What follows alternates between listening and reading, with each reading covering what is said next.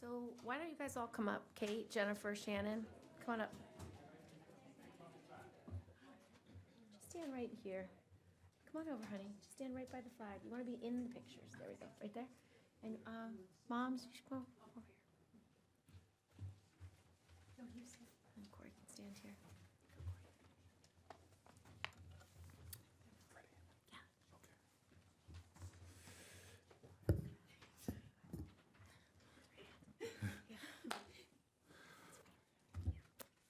All right, I'm very happy to welcome everybody here to this press conference. I'm really honored to be standing here with my dear friend and colleague, Gillibrand. This is an incredible bill that is a bipartisan bill. It is urgently needed and widely supported by the American public, including by numerous states. But the fact is, our marijuana laws in America are broken. They are savagely broken, and the jagged pieces are hurting American people. Our bill, the CARERS Act, seeks to fix these broken laws by allowing states to set their own medical marijuana laws. This will improve access to life-saving treatment for those that are in need. Our current federal marijuana laws, these broken laws, are affecting our drug sentencing, and that means that so many nonviolent offenders end up in prison for years, and they have been exploding our federal prison population, costing us trillions of dollars and holding back our nation's potential. At a time that our laws prevent many patients and kids and veterans the treatment they need to cope with debilitating conditions, we urgently are in need for change. You're going to hear from some of those people today, courageous folks who've come to join us for this press conference to talk. For far too long, the federal government has overstepped the boundaries of common sense, fiscal prudence, compassion, and empathy when it comes to marijuana. And it's time that we make a change. In fact, it's past time. We need policies that empower states to legalize medical marijuana if they choose, and policies to recognize that there are Americans who can receive very real medical benefits, life-changing treatments that can now come out of the shadows and not have to worry about breaking federal law, and they can enter the mainstream. Doctors and patients, our veterans, our children, parents deserve federal laws that are fair and that are compassionate. And states should be able to set their own medical marijuana policies without federal interference, or worse, as we see with our new Attorney General, facing fears of arrest and persecution and prosecution. This is what our bill is about. The CARERS Act would amend federal law to allow states to set their own medical marijuana practices that prevents law enforcement from prosecuting patients, doctors, and caregivers. And most importantly, it means that patients, parents, veterans, kids will get seriously needed relief in their lives. Attorney General Jeff Sessions and this administration are doing some serious maneuvering now to undermine the ability of states to set their own medical marijuana policies. This is underscoring why this bill is urgently important and also widely supported by the overwhelming majority of Americans. And just on Monday, understand the urgency of this moment. Just on Monday, a May letter written by Attorney General Jeff Sessions was made public, where he asked Congress to allow the Department of Justice to prosecute medical marijuana patients and providers in states where it's legal. And so this is unacceptable. And our bill, bipartisan bill, would address those things. I'm very honored now to bring up a true champion in this space, someone whose inspiring leadership, I believe, is going to be one of the reasons why this bill will be successful in becoming law, and that's Senator Kirsten Gillibrand. Thank you, Corey. I just want to thank Corey for his vision, his leadership, his determination, his doggedness. He's really not given up for 1 second in passing this legislation, and I'm really grateful that we get to work together on it, because through this legislation we've met so many amazing families who have put their heart and soul into this advocacy, and each one of you are extraordinary advocates. And it's your stories we hope to carry to our friends and colleagues to make them do the right thing. And as Corey said, this really is an urgent time. We're in the middle of a battle on healthcare right now. that this has to be part of, because for so many families, this is life-saving care that is necessary. I also just want to briefly address the horrific tragedy of yesterday, because I haven't spoken publicly since. I just want to say this kind of attack not only unleashes unspeakable darkness upon our members of Congress, staff members, former staff members, first responders, but really is also a moment where we recognize some of the greatest things about our community and about people who serve. Our first responders were so brave, so selfless, so courageous. And I can tell you our Capitol Police and our police officers put their lives on the line for us every day. And I just want to thank them and express sincere gratitude to all of them and honor their service. And I bring this up because yesterday was a very hard day for me personally, because not only was the congressional baseball team attacked, but it reminded me so much of what happened to my friend Gabby. And, you know, to be a public servant and to be targeted because of that service is exceedingly hurtful and horrible. But one thing Senator Booker works on every day, as do I, is the number of horrible atrocities like this that happen in communities every day because of gun violence. And so our hearts go out to all the victims, to all the families. And one of our jobs is, as Gabby had said, our nation is resilient and that we always come back stronger. And we as members of Congress have to be stronger, and we have to put the partisan politics aside and come together and do what's right and serve the American people, because our job is to help people. So I just want to recognize Corey's leadership in that area and recognize that this has been a hard day for many, many people over the last 48 hours. So thank you. Now, to the issue at hand, I want to not only recognize and congratulate Senator Booker for being a champion, but I want to recognize the other senators that are leading this bill with us who just aren't here because this time didn't work for them. But we have 3 Republican senators with us who really care deeply. Senator Rand Paul, Senator Mike Lee, and Senator Lisa Murkowski. Every one of them has met with families like you here in their own states and understand how important this is for the lives of the people we're representing. So I think fundamentally, as Corey said, this is about our children. It's about our communities. It's about the health and well-being of our family members. And it is outrageous that they cannot access medicine that they need to save their lives. They cannot access the medicine they need to address suffering and pain. And for a lot of patients, the only medicines available to them risk addiction, overdose, and death, particularly when it comes to the class of opioid medicines. And so it's really important that our patients have access to medicines that are better for them and don't have those risks. I think the fact that these advocates are here is really important, because nothing actually ever changes in Washington until regular people stand up and demand it. And so you are those people, and you are demanding it. I heard from constituents across my state, Vanderwoods, who really spoke of her daughter, Olivia, who has severe epilepsy, and really has spoken out on the need for this kind of legislation. We also have the Kasaki family, whose daughter, Melina, has about 100 seizures a day. We have the Hauser family, whose daughter, Amanda, suffers from a very rare form of epilepsy. And we have Kate Hintz, who's here with us today, to talk about her amazing daughter, Morgan, a sweet little girl who suffers from Dravet syndrome, which is rare, and it's one that urgently needs access to CBD oil and other cures.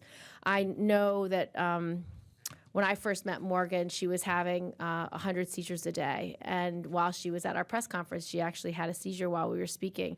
And so it's devastating to me as a mother that any child has to suffer through this and not be able to get the medicine they need, and to have their parents be worried that they could be jailed or have their children taken away if they go and access the medicine they need, particularly if they're in a state that doesn't have medical marijuana. So despite the growing scientific consensus that medical marijuana actually helps to control seizures, and despite the success we've seen in Morgan's own treatment, these parents have to risk everything just to get the medicine they need, and that has to change. So for all of us, we are not going to stop fighting for you. We're not going to stop fighting for families exactly like you across our state. And you being here to tell your story is going to be what makes the difference. It's going to be your life and the challenges that you've overcome that will eventually give Congress the courage to do what needs to be done and pass this law. So I want to thank you all for being here, and I turn it back over to Senator Booker. Thank you very much. The beautiful thing about these efforts is they're not just a Senate bipartisan bill, they are a bipartisan and a bicameral bill. And there's someone from the House that I'd like to represent now who has been a dogged champion of justice, a champion of compassion, a champion of changing our medical marijuana laws in this nation. And I'm very grateful that he's here now, Representative Steve Cohen.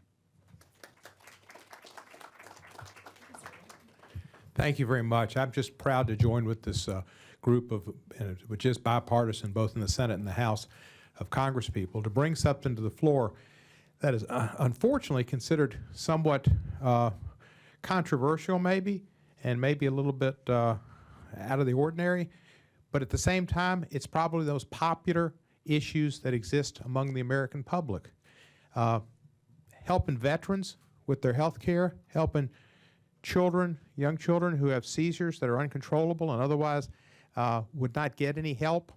And it's for that reason that I wear my St. Jude Children's Hospital tie today, trying to help children with cancer. But these are, you know, another area where children are suffering. And giving our states the right to have their own laws the way they see fit. States' rights, kids, and veterans. That's the three of the most popular things in this country. The fact that they relate to medical marijuana makes them a little controversial, but it shouldn't be. The beneficiaries are great. The benefits to our society are great. I hope everybody will join us on both sides of the aisle, and this can be a bill that we pass that shows we care about the American public and not just the extremes on really on the right edge that aren't really aware of the fact that this is an important opportunity for science to study how marijuana can help others, for kids, for veterans, and for states' rights. Thank you very much. And now I'm very happy to introduce a great New York resident and mother who probably yearns to live in New Jersey, not New York, but I was sorry, I can't help myself. It's terrible.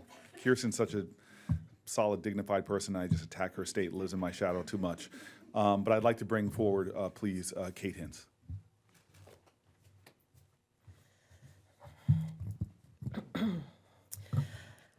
My name is Kate Hintz, and my family lives in North Salem, New York. I have a 6-year-old daughter named Morgan, and she is diagnosed with Dravet syndrome. Dravet syndrome is a severe form of epilepsy that does not respond well to medications, and Morgan has suffered from hundreds of uncontrolled seizures in her life. Morgan and I were here in 2015 speaking about this issue. It was March, and Morgan had only been taking cannabis oil for a few months.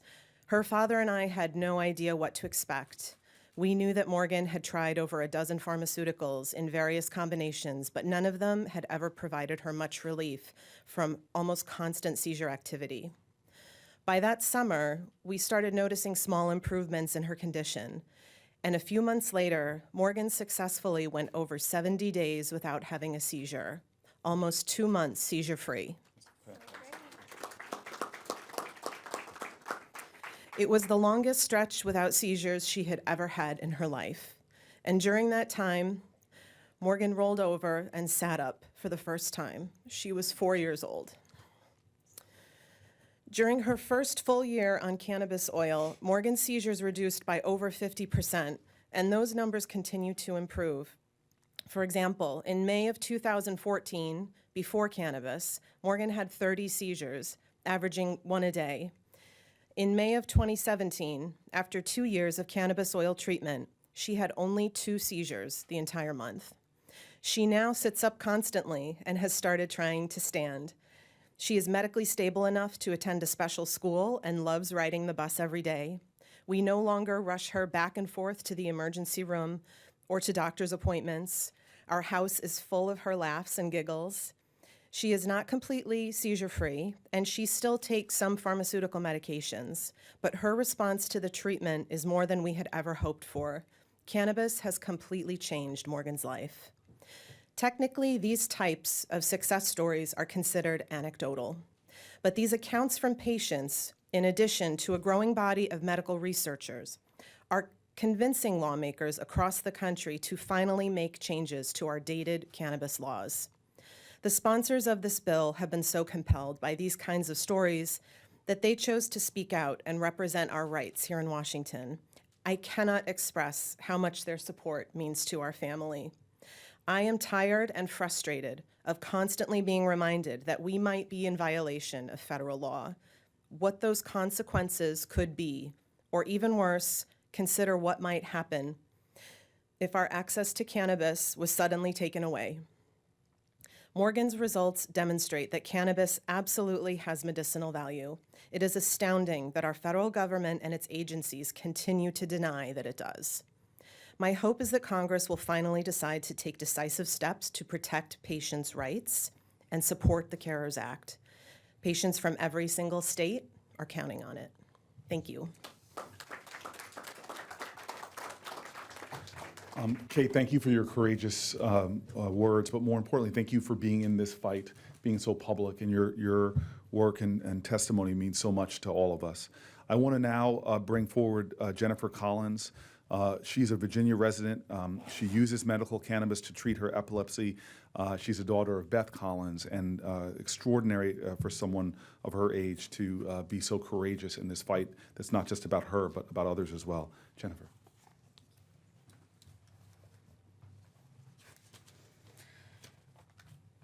My name is Jennifer Collins, and I'm 17 years old. First, I would like to thank Senators Booker, Gillibrand, Paul, Lee, Murkowski, Franken for introducing this bill.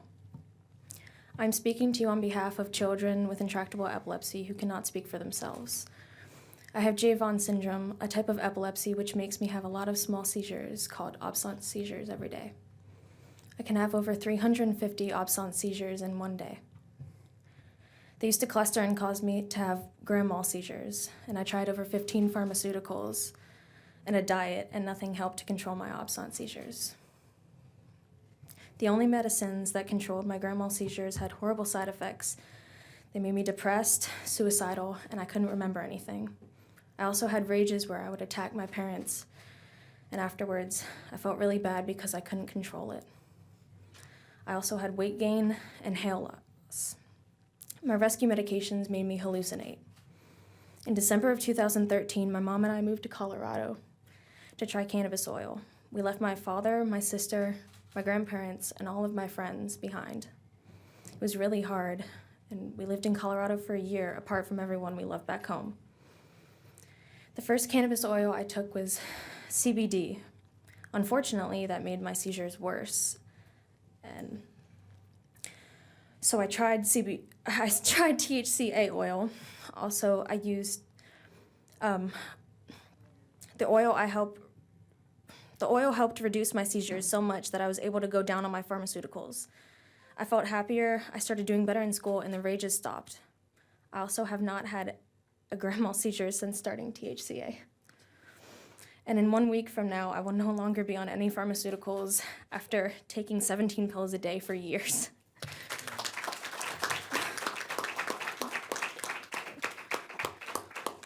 In December of 2014, my mom and I moved back to Virginia because the stress of living apart from everyone we loved was too much. We worked with other Virginia families for 3 years to help pass bills that allow me to have my cannabis oil in the state of Virginia. And this year, we helped pass a bill that will allow growing and production of oils in the state. The CARERS Act would protect patients like me. Medical cannabis has reduced my seizures, eliminated my grand mal seizures, and enabled me to be almost completely off my pharmaceuticals, which made me suffer so many horrible side effects, and it gave me my life back. People worry that medical cannabis is a gateway drug, and we know that's not true. And for me, medical cannabis has been a gateway to a better life. Thank you.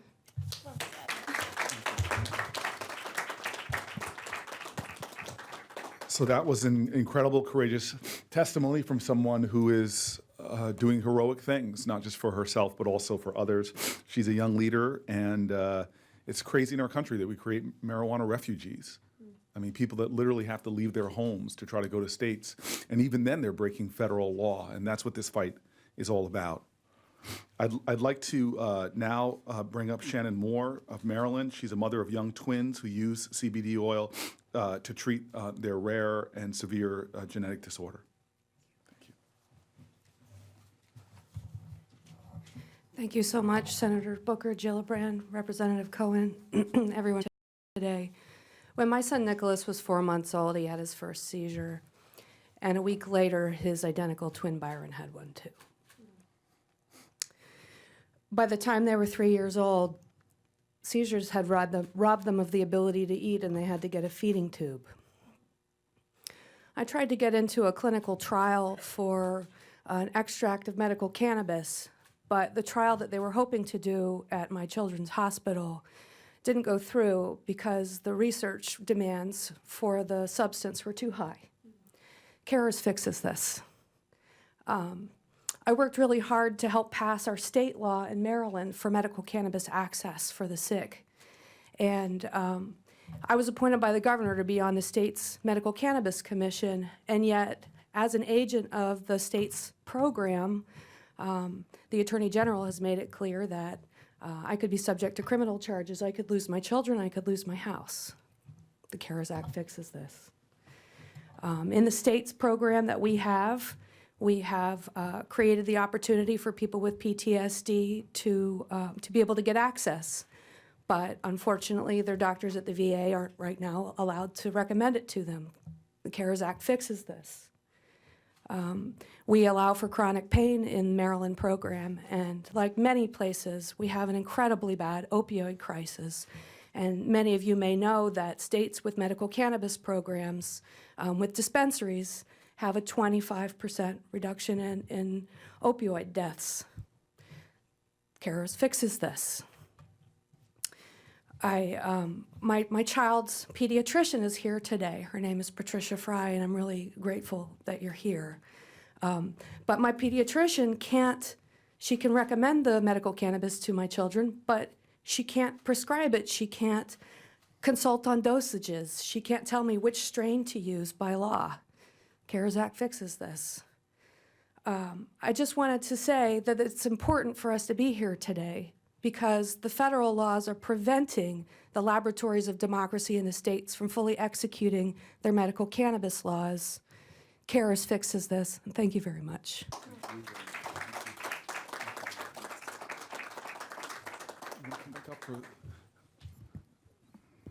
I just want to thank the 4 women that are here and the 3 that spoke again. It takes a lot of courage, again, to know you're flaunting federal law, but you're doing it for really urgency. And we are a nation that's often had unjust laws, and it's taken patriots like the ones we've heard speak up today to change those laws and make them just. I want to take the time now to answer any questions that there might be.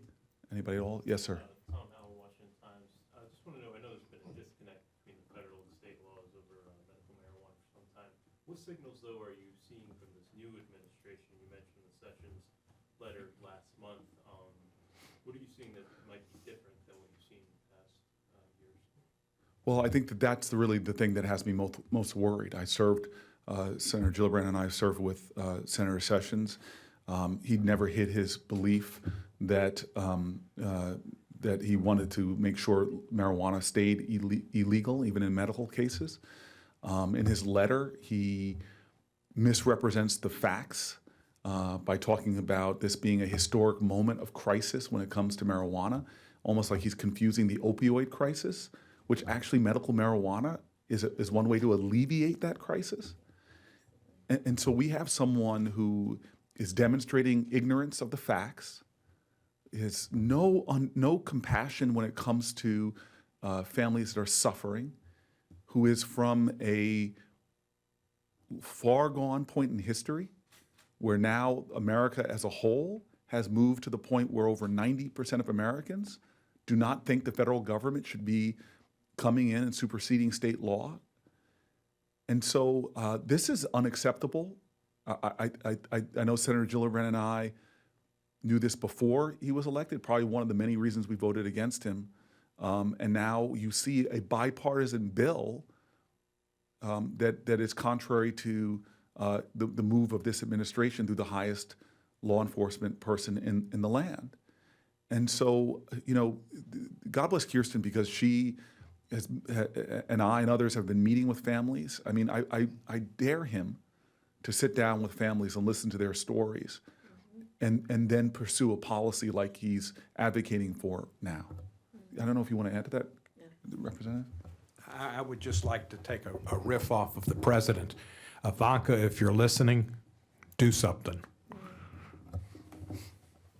All right. Do you think that he'd recommend having him a drink of alcohol, that might help? Because since there's some kind of alcohol, you can get alcohol everywhere, and the damage that has created in America, I don't. I'm in. Yeah. Sir, again, this makes makes no sense in science. It makes no sense in terms of compassion. It makes no sense in terms of law. It makes no sense, frankly, in terms of economics. This is a very, very unjust law, and it should not be allowed to stand. That's why we're pushing this. Any other questions? Yes, sir? So how do you get this on the agenda? It seems like a lot of lawmakers are taking cover because the states have moved so quickly, and so a lot of your colleagues just don't want to touch the issue and don't want to. I'd like to answer that. I think things are changing. The biggest pushback we had under the last administration is there weren't enough published U.S. studies. New England Journal of Medicine just published a study that showed something like a 25% effective rate for patients that use the CBD oil. So we are now establishing the evidence and the facts to show, yes, this has a medical use, and these laws have to change. And so things are changing, and having the benefit of states flipping their laws makes a huge difference, because I don't think it makes them run for cover. I think it gives them cover. It gives them the opportunity to say, my state's right, my state's, and if we have 46 states, we're getting very close to an overwhelming majority in the Senate, and hopefully in the House as well. People are speaking out, and I have to go back to the people standing with me. These stories are the difference, because when you talk about how it affects your child and how their lives are so significantly better, it's irrefutable. It is so compelling. And so I believe things are changing, and they're changing fast. So I think we will get the support we need. We just have to keep telling these stories and urging people across America to speak out, to speak on social media, to tell your personal stories, because it's those stories that will literally push this country to passing this law. Could you talk about how you think this would become law? Do you think the president is going to sign a bill that his attorney general is opposed to? If the country speaks out and asks for this law to be changed, and they do it continuously, aggressively, with passion across all states, it will change. That is how democracy works. And only when regular people stand up does it ever work. And so I believe in the people. And Senator Booker, you know that the party's nominee for governor, Mr. Murphy, is calling for full legalization. Why not go that route? Well, again, this press conference and this bipartisan bill is about medical marijuana. You can be confident that you'll be hearing from me soon on a lot of the issues that are before New Jersey. But I don't want to, where I am on this issue, I don't want to take away from where we have a bipartisan coalition. And so today the focus really is on something that is now obvious to the overwhelming majority of Republicans, Democrats, Independents. This is a moment in history, like racist, bigoted segregation laws, where the public, where history just moved us as a nation away. And so those people defending, when it comes to medical marijuana, trying to defend something that is so cruel, so damaging, that is hurting so many of our children, that's hurting our veterans, that's contributing to the opioid crisis we have. All of these things, history has moved on, and it's time for the federal government to catch up. Agreed. Any other questions? Yes, sir. Is there something this act does to address those who have been already convicted due to federal laws? No, this won't do anything retroactively, but again, If we can pass this, we can go and look at those other things. I think that Step one. yeah, this is step one. That will cast an even greater shadow over the unjust convictions we've seen as a nation. Look, I want to stay focused on what this press conference is about, but clearly, I have Senator Gillibrand, Representative Cohen. We've been speaking out about the unjust drug war in this country and the self-inflicted, gaping, mortal wound it's given to many communities around our country and to our nation, our body politic as a whole. But again, this is such solid ground. This is not even groundbreaking, this bill. It's just not. And so I want to just return focused to the women that are standing up here right now. I mean, this is the face of the crisis. This is not, let's get away from this horrible stereotype, reefer madness, and all that those horrible images are conjuring. I want when The America. image should be these moms and their children. That's right. What Americans should see here is the women and the children that we've had speaking up. That's the image that we should be understanding on this issue. But I want to ask for some final comments from Representative Cohen, and I'd like Kirsten to say a final word. Thank you. I just want to mention the spirit of Chloe Grauer. Chloe was, I think, 3 years old, maybe not quite 3, a resident of my district, and had epileptic seizures. Her folks came to me and talked to me about getting CBD oil. They'd been in contact with some folks in Colorado. There was an effort to legalize in Tennessee. It wasn't successful. Somebody in Colorado was going to send them the oil, and before the oil ever got there, she died. And Chloe should be remembered in her parents' fight. And while you ask about the people who have been convicted, which is wrong, and they should certainly get commutations, if not pardons, the children who have died should be remembered as well. These ladies who spoke, and you spoke beautifully, just really wonderful. They speak for Chloe, and they speak for all the other children who have died. And it is just crazy. It's cultural lag in our country. So many times, the public is ahead of the legislators. Legislators are like turtles, and they don't stick their head out of the shell until they think it's safe. This is safe. They need to know it's safe. And as Senator Booker said, we've seen these situations with miscegenation laws, with civil rights laws. It takes a lot. The Southern Baptist Convention even came out against racists. So there is hope. Please close this out. So just a closing message, this is really about the children who are suffering every day, whether it's Nicholas and Byron, whether it's Morgan, whether it's Beth, whether it's Chloe. Not Beth, Jennifer. All of these young women, all of these children are the ones who live with these horrible, horrible, challenging medical conditions. And if we can't get them the medicine they need, then we're not doing our jobs. So we really have to fight harder on their behalf. Any parent would do this. So we should do it with them. Thank you, everybody. Thank you for being here. Thank you, Corey. Thank you. Thank you. Good to see you. Did you make it to Galveston? What? Did you make it to Galveston? I didn't know. Did you? It was fun. I wasn't able to go. Um, I saw her speech. She looked great. Yeah, she did.